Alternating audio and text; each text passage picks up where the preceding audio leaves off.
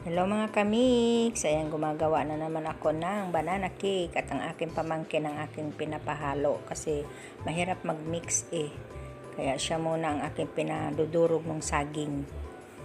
Ayan. Dito po ako sa aming bahay para naman nila matikman ang aking banana cake mga kamix. Ayan, nilalagyan ko ng dalawang itlog kasi inuna ko muna yung saging na pinaano ko sa kanya.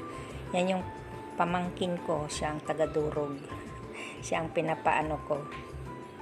So, yan po mga kamix. Ay, pinatikim ko na naman ang aking pamilya sa aking bagong imbentong banana cake. Pero maraming nang nakaalam dyan. Ayan, nilalagay ko na ang harina.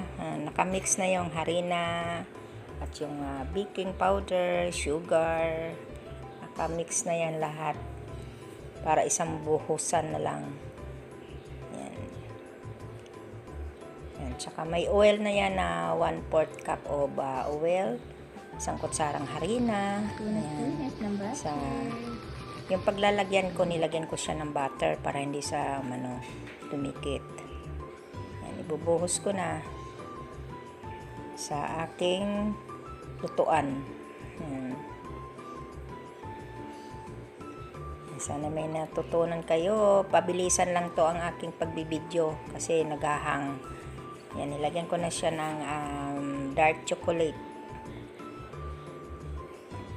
Yan na siya mga kamix. So, in-steam ko lang yan mga kamix. Ayan.